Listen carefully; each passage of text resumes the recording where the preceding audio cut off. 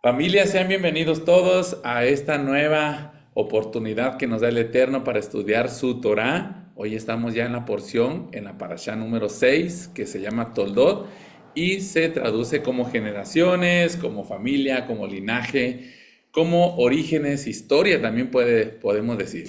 Pero bien, la palabra Toldot es el plural de la palabra Toledá, que se define como historia, como generación, como linaje, como nacimiento, como origen, ¿sí? Pero hoy lo vamos a tener como generaciones. Pero ¿qué vamos a ver en esta parasha? La continuidad de la descendencia de nuestro patriarca Abraham.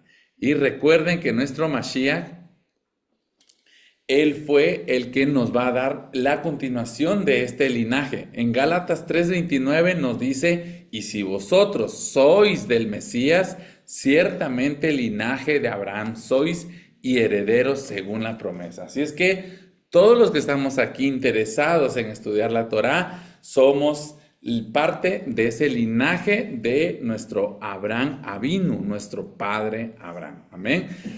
Si nos consideramos que somos de Yeshua HaMashiach, entonces somos hijos de Abraham. Y es necesario que conozcamos esta historia, esta narración que nos hace la Torá, que venimos de Abraham. Sí, en este caso, pues ya a Isaac también el Eterno le da, después de 20 años de casados, con Ribka o Rebeca, les va a dar también su descendencia y vamos a seguir viendo ese linaje. Amén.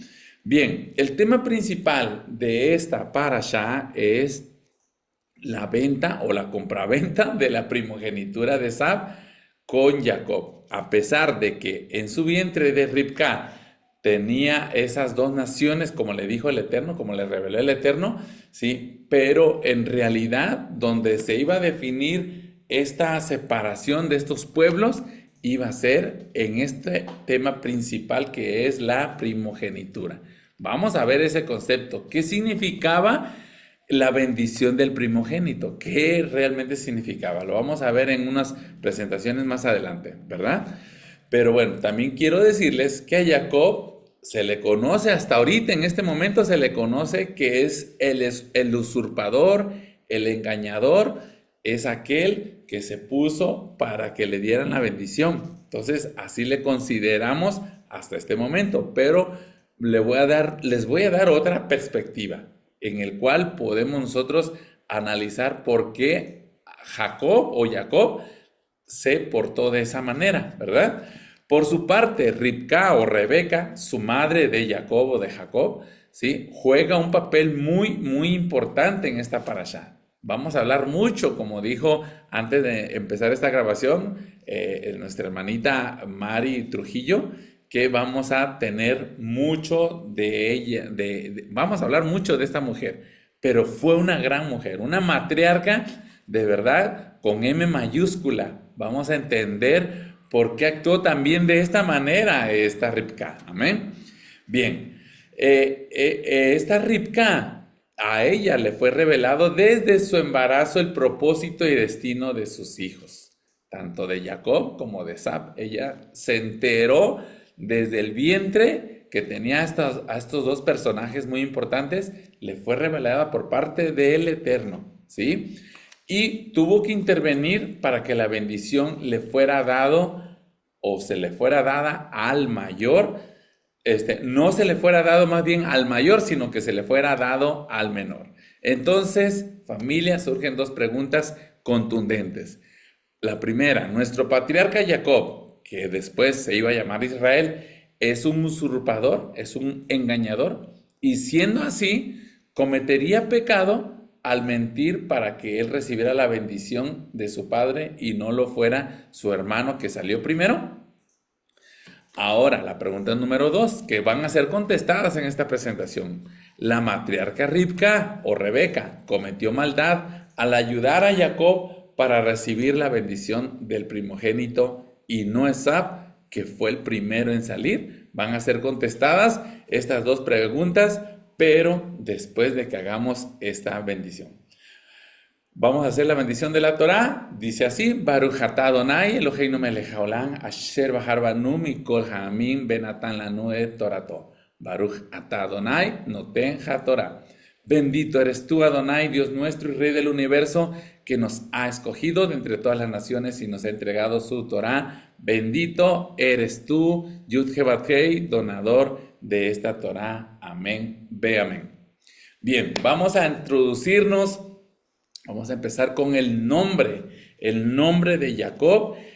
Muchos lo conocemos como Jacob, ¿sí? Pero su nombre en hebreo es Jacob, ¿sí? Porque tiene una Yud, ¿sale? Entonces, a Jacob en la Torah, si vamos al Strong, vamos a ver que Jacob viene de esa raíz que es Ekeb. ¿Y que es Ekeb? Talón. Así es que Jacob se le considera en la Torá, escúcheme bien, en la Torá, no porque nos hayan enseñado que Jacob era un usurpador, en la Torá es el que toma por el talón, como ven en esa imagen. Hagan de cuenta, cuando nacen estos dos seres importantes en la Torá, Jacob lo toma de aquí, del talón, aquí de esa parte del pie. Y probablemente aquí tenemos un kinesiólogo, ¿se llama? Que nos puede decir qué importante es el talón en nuestro organismo, ¿no? Probablemente nos lo diga aquí en la Lilla 1. Pero aquí lo que nos está reflejando la imagen es de que Jacob luchó por ser el primogénito, mas sin embargo, el que primero salió fue Esab y Jacob lo toma del talón. Para decir, también yo voy para afuera. Entonces, vamos a ver qué importante es esto, que Jacob lo haya tomado por el talón a Esaú, ¿sí? Tenemos una parashá, de hecho, que se llama Ekeb, que es la número 46, que cuando vayamos en Deuteronomio, en Devarim, lo vamos a encontrar así. En Devarim 7:12 dice: la consecuencia de escuchar estos decretos y guardarlos y cumplirlos es que Adonai tu Elohim guardará su pacto contigo y su misericordia que juró a tus padres. El hecho que nació agarrado del talón o agarrando el talón de su hermano Esab, lo cual fue visto como una señal profética. ¿Cuál fue ese significado profundo, esa señal profética? En hebreo, el nombre de Jacob también implica el que viene después, el que supera a otro al final, el que camina detrás pero termina adelante. En Mateo 20 nos dice nuestro Mesías que los últimos serán primeros y los primeros serán últimos. Así es que como él nació al final, en el tiempo de la profecía, cuando se cumpla la era mesiánica, cuando venga nuestro Mashiach, Israel o Jacob va a ser el primero. Los sabios dicen que esto anticipaba que Esaú dominaría primero, pero Jacob sería finalmente el que heredaría la bendición y el pacto. Otro punto importante, en Bereshit 25:27 dice: y crecieron los niños, y Esab era diestro en esto y el otro, pero Jacob era varón quieto que habitaba en las tiendas, que en hebreo dice Jacob Istam o Sheb o Alim, que quiere decir que Jacob era un hombre. Tam es completo, íntegro, perfecto. No era un hombre quieto, como nos los tradujeron.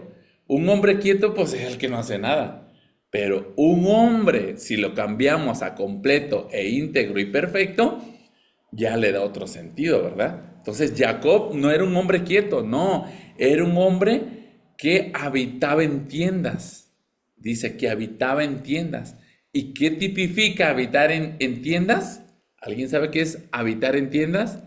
Alude a que se dedicaba a estudiar la Torá, o sea, que quería tener una vida intelectual e espiritual también, ¿sí? Entonces la tienda es símbolo profético de un techo espiritual, tener una vida ordenada. No se dedicaba a la agricultura, ni a la cacería, ni al campo como Esab, pero él se dedicaba a estar en la vida espiritual. Claro que sí, él criaba ovejitas, ¿verdad? Pero él más anhelaba estar en la tienda estudiando la Torá. Fíjense que dice en Job 1:1, ese Job, que era un hombre justo, ¿verdad? Dice que hubo en la tierra de Uz un varón llamado Job, y era este Tam, que quiere decir que era un hombre perfecto y recto, lo tradujeron. Entonces, si en Job 1:1 lo traducen el Ishtam, como aquí, Ishtam, perdón, y Osheb, Haolim, o Alim, perdón, que era un hombre justo, perfecto, ¿por qué no lo tradujeron igual que Jacob? Aquí en Bereshit 25:27. En Job 1:1 sí lo traducen correctamente, un hombre completo, un hombre íntegro, un hombre perfecto, pero aquí nada más le pusieron un hombre quieto. Es que nos querían dar otro sentido de Jacob. Pero Jacob no era un varón quieto, era un varón que se dedicaba a estudiar la Torah. Quiere decir que Jacob es el prototipo de Israel como un pueblo que estudia y sirve a Elohim. Fue el origen espiritual del Mishkan.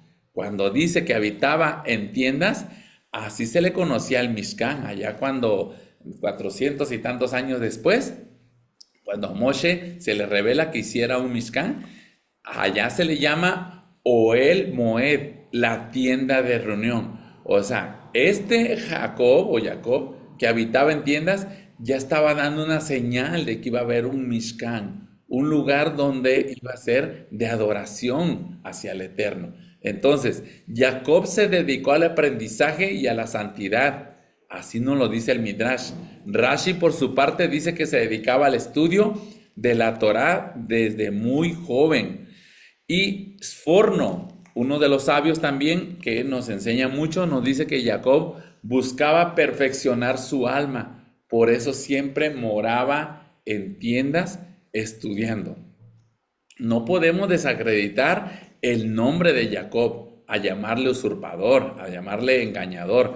No, en Bereshit 27:36 dice así: y Esab respondió, bien llamaron su nombre Jacob, pues ya me ha suplantado 2 veces. Se apoderó de mi primogenitura y aquí ahora ha tomado mi bendición.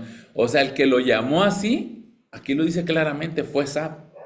La Torá no lo llama usurpador o suplantador, no, la Torá lo llama que es el que se agarra del talón, porque proféticamente él iba a ser grande después, o sea, en la era ya de nuestro Mesías.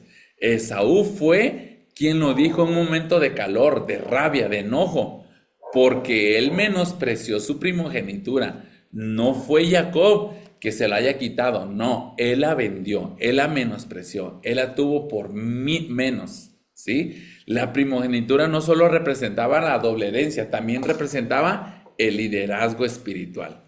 Así es que en Bereshit nos lo dice así, bien fácil. Así Esaú menospreció la primogenitura. La palabra hebrea usada para desprecio o menosprecio es vayibés, que significa despreciar. Imagínense, tratar como algo sin valor, tener en poco.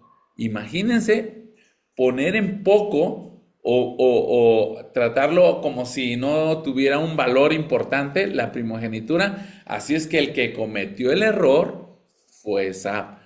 No es que Jacob se haya aprovechado de su de la venta o la compra de la primogenitura. No, Ay, estaba haciendo mi presentación, por eso no bajaba. Esab vendió la primogenitura por un plato de lentejas, mostrando que prefería satisfacer el deseo del momento. No le importaba su destino espiritual, no entendía el peso de esa responsabilidad. Así es que vamos a ver este relato que también Ribka, al igual que Sara, nos dice que al igual que Sara, se me movió poquito, era estéril para que sus hijos nacieran del poder directo de nuestro Creador.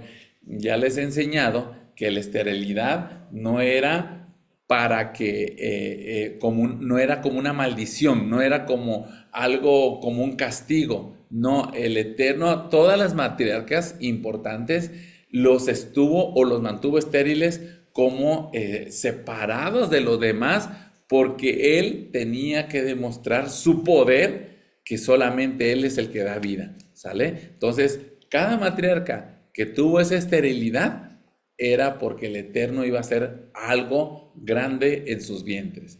Ribca siente conflicto antes de ver la promesa. Así sucede con quien son llamados a un propósito grande. Los ataques comienzan desde su vientre espiritual, ¿sale? Pero lo vamos a ver. Bien, el significado de Ribca.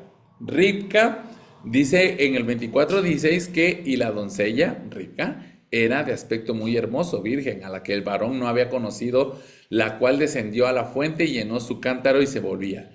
Entonces, Ribca viene de esa raíz de Ribek, que quiere decir atar, amarrar o unir firmemente, la que conecta firmemente.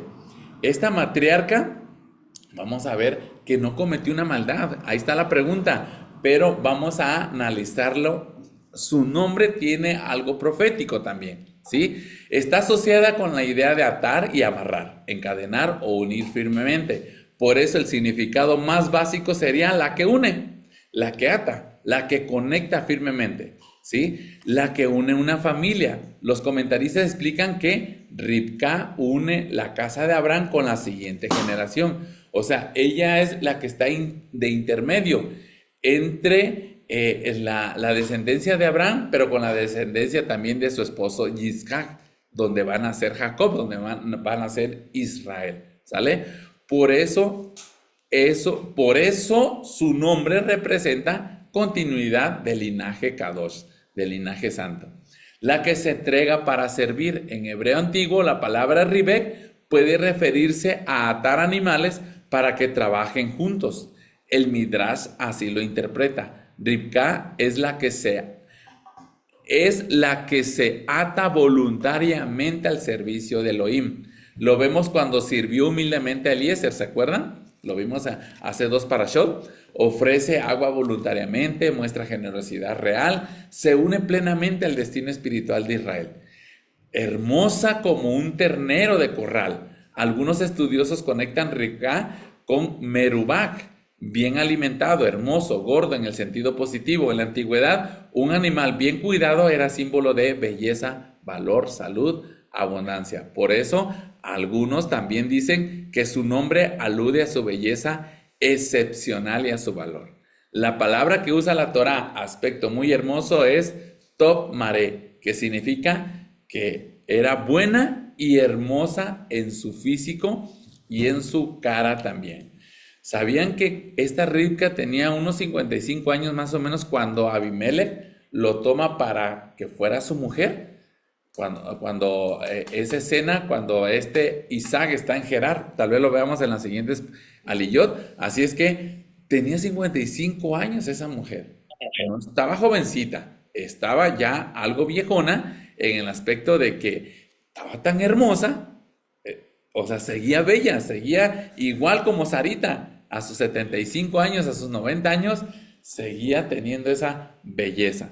Entonces, si analizamos que Ribca es la que ata el corazón, la tradición judía dice que Ribca ataba el corazón desde Isaac, lo completaba, le daba el equilibrio espiritual. En la simbología, Isaac representa la disciplina, la Geburá, pero Ribca representa la sensibilidad y la acción. Juntos, esta pareja formaban un equilibrio espiritual, pero era a través de Ribca, porque Ribca, eso es lo que significa atar, unir. Amén. Entonces, Ribca, al igual que Sara, era estéril, como lo habíamos dicho, porque era necesario que el poder de nuestro Elohim, de nuestro Creador, se hiciera efectivo, mostrando ese milagro. Amén. La matriarca Ribca, como está la pregunta ahí, ¿cometería maldad? Vamos a analizarlo. Miren, aquí hay ese texto. Vamos a ver 3 puntos aquí importantes y ya casi andamos terminando porque son 15 minutos que debo de tener de esta exposición. Ok. En Bereshit 25:22 lo vemos. Y los hijos luchaban. Punto 1. Dentro de ella y dijo, si es así, ¿para qué vivo yo? Punto 2. Y fue a consultar a Yud Hen Batkei. Esa palabra de consultar, se los anticipo, es Drash. Y es uno de los niveles de interpretación que se tiene para la Torá. y es el tercero, de hecho. Sí, es el nivel muy espiritual. Pero ahorita lo vemos. Ok, el punto 1, luchaban. Ribka siente conflicto antes de ver la promesa. Así sucede con quien somos llamados a un propósito grande. Los ataques comienzan desde el vientre. ¿Sí? La palabra para luchar es ratz, que significa correr. Los rabinos interpretaron que los bebés se empujaban dentro de su vientre para salir corriendo. No eran gemelos, familia. En casi todas las traducciones dicen gemelos. No, eran mellizos. O sea que no estaban en la misma bolsa. Cada uno tenía su propia bolsa. Porque cuando están en la misma bolsa, eran gemelos. Es más, si vemos que Esab o Esaú nació rojizo, y de este Jacob no dice que era rojizo, probablemente era de otro tipo de piel, ¿sí? No lo dice la Torá. Muchos interpretan que era así como su piel era como tipo oliva dándole a ser moreno. O sea, pero este Esaú o Esab si era rubio, dice, si era pelirrojo, o sea, en unas traducciones dice que era rubio, en otros dice que era pelirrojo. Entonces, se supone que este Esaú estaba muy aparte. Los gemelos se parecen, pero los mellizos no se parecen. O sea, bien pueden ser de diferentes pieles, diferentes texturas en sus cabellos, etcétera, ¿verdad? Que es el caso que estamos viendo. Esaú era bien diferente a Jacob, ¿sí? Entonces, de allí surgió el Midrash, que dice que cuando Ribka pasaba en un lugar donde se estudiaba la Torá, Jacob corría, empujaba a este Esaú, ¿sí? Pero cuando pasaba a un lado de una casa donde había idolatría, porque recuerdan que vivían en Canaán, Esaú se agitaba para salir. El Targum traduce el texto diciendo que se empujaban entre sí. El Targum es otra traducción, vamos a suponer, de la Torá. Dice que se empujaban entre sí. El segundo punto, ¿para qué vivo yo? Cuando sufría por el embarazo, Ribka expresó una frase que en hebreo suena como desesperación. ¿Para qué vivo yo? O sea, como un tipo renegando, ¿verdad? Pero el Midrash dice, una matriarca debe de aceptar con alegría el sufrimiento que lleva a la creación del pueblo de Israel. Ribka, al quejarse, perdió una parte del mérito de ser la madre de todas las 12 tribus.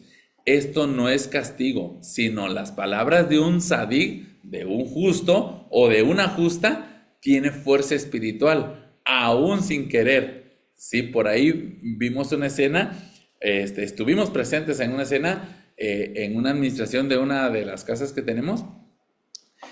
La administración era muy grosera con nosotros, nos trató muy mal. Entonces mi esposa le dijo, mira, muchacha, la que nos atendió, sus días de ustedes como administradores están contados. Y efectivamente, antier nos avisó la administración de ese condominio, nos dijo que esta administración los habían corrido porque eran muy groseros.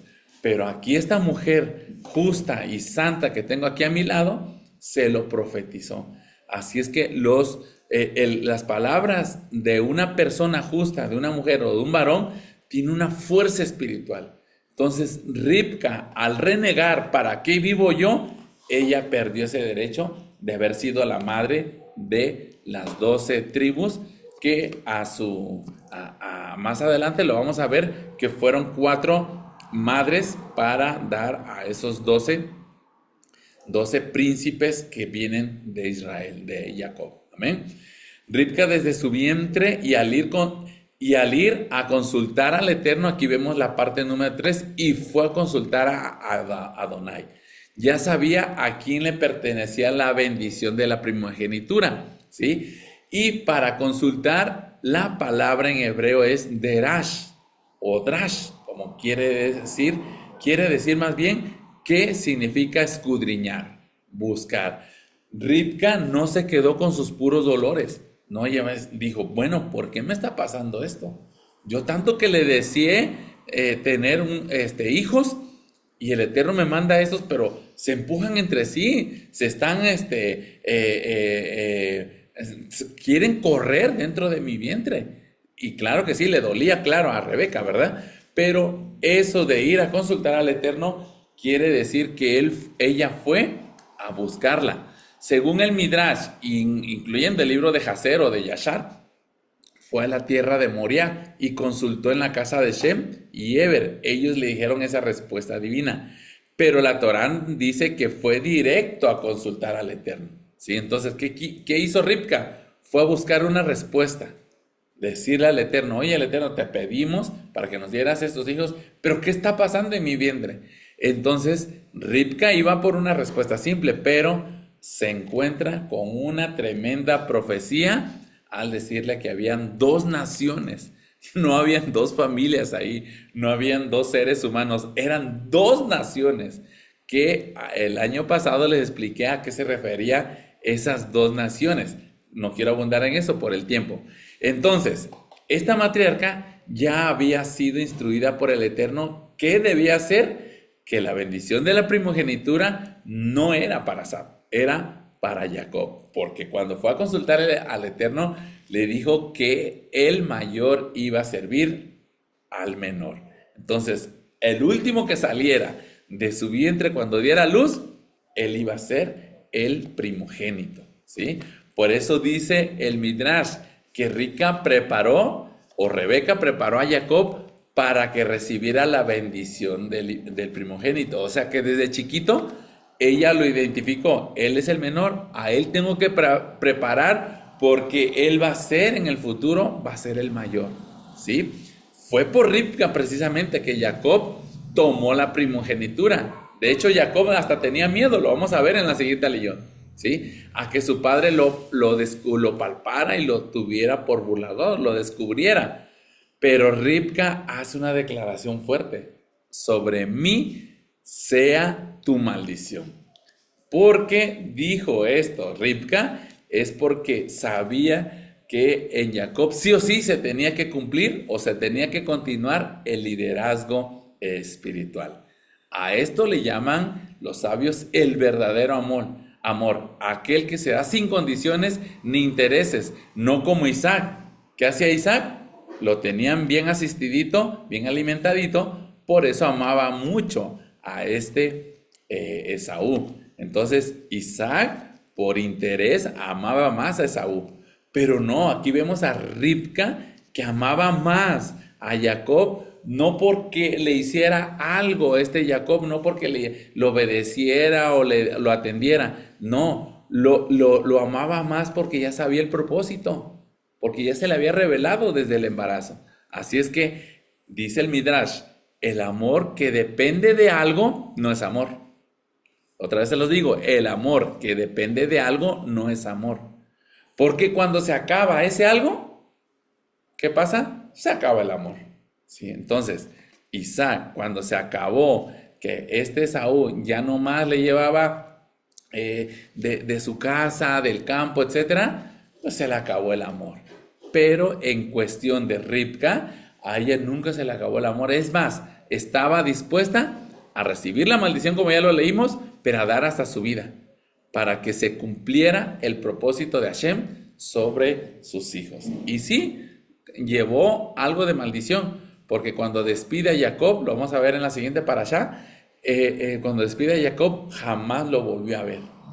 Cuando Jacob se fue allá con Labán a Harán, ya nunca volvió. Cuando vuelve Jacob, ya había muerto esta Ribka. Entonces, a final de cuentas, sí llevó algo de maldición, pero dio su vida para que se cumpliera el propósito del Eterno. Amén. Pero bueno, el tema principal de esta parashá, acuérdense que es la compra-venta de la primogenitura. Y ustedes van a decir, bueno, ¿qué tiene que ver la primogenitura? En su parte izquierda van a ver los beneficios para un primogénito, la doble porción de herencia. El primogénito recibía el doble de la herencia del padre. En Devarim 21:17 lo vemos, le dará una doble porción porque él es el primero de su vigor.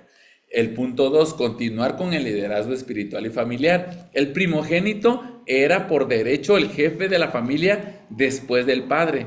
Era el responsable de las decisiones familiares, del liderazgo espiritual y era el que representaba al linaje de esa familia. Por eso Jacob quería ese rol y Esaú lo despreció. Amén. El punto 3, consagración especial a Dios como un sacerdote. Los primogénitos desde la salida de Egipto quedaron consagrados al Eterno.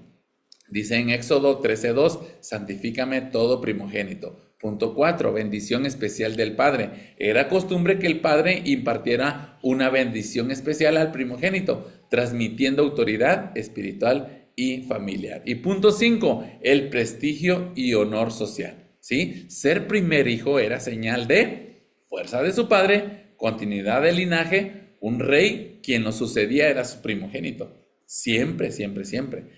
Pero también era dignidad y respeto social ante la sociedad. Era un hombre de honor, era un hombre digno, representante de esa familia. Entonces, en hebreo, primogénito viene de la raíz bejor, ¿sí? Como lo vemos, primogénito es bejor, ¿sí? Y bendición es beraj.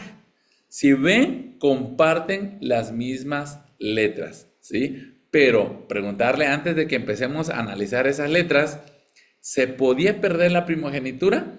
La respuesta es sí. Varios primogénitos la perdieron por pecado, como lo fue Rubén, por menosprecio, como lo fue Esab, y por falta de responsabilidad, como fueron en los demás personajes. Amén. Pero bien, aquí hay un secreto muy fuerte. Primogénito va junto de la mano, como dice mi amada esposa, va junto con pegado. Para un primogénito necesita una bendición y para la bendición necesita un primogénito. O sea, están juntos esas dos palabras, primogénito y bendición. Entonces, comparten 3 letras al menos, que es la Bet, que significa casa e inicio, que es la Hav o la Kov, que es expansión potencial, y la Resh, que significa cabeza o liderazgo. Es decir, las palabras están conectadas estructuralmente. Y hay una diferencia.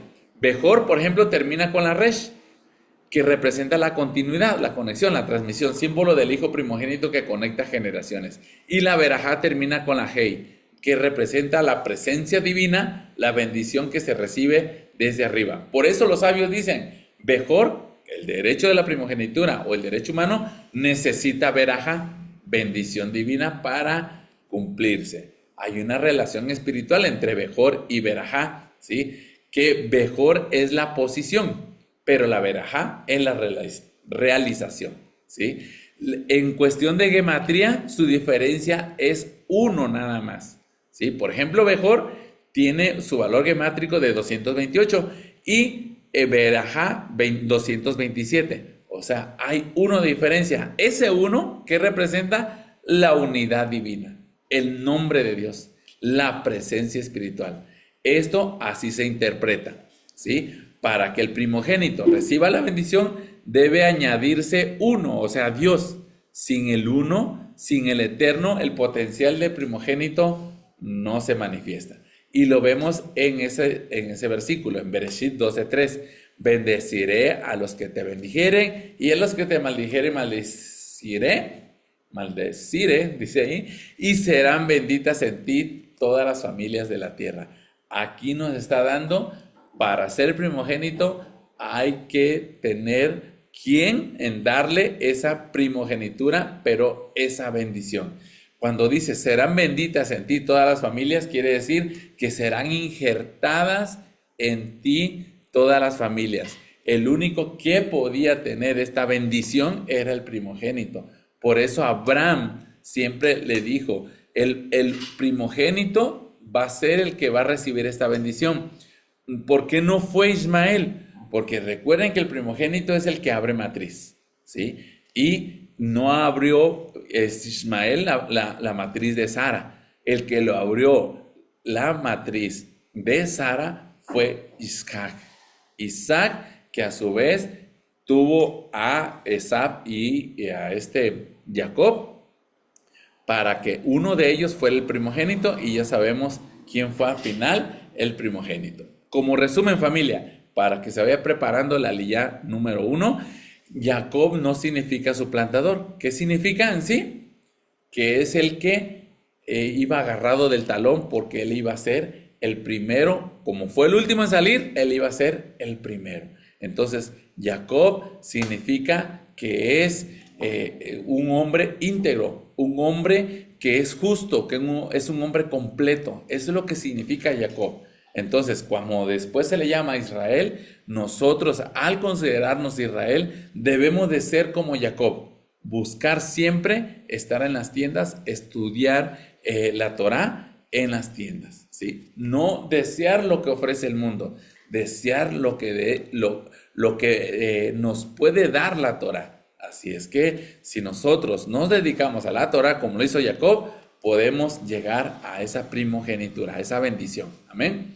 Esab fue el que menospreció, es el que lo tuvo en poco, el que no le tuvo valor a la primogenitura, porque él no quiso seguir con ese liderazgo espiritual, como ese representante de la familia espiritualmente. Él no lo quiso, ¿sí? Él prefirió la comida, lo que ella en ese momento, satisfacer sus necesidades carnales, y él no vio para adelante. Entonces fue Esab quien vendió la primogenitura. Él es el que quiso dárselo, cedérselo a Jacob.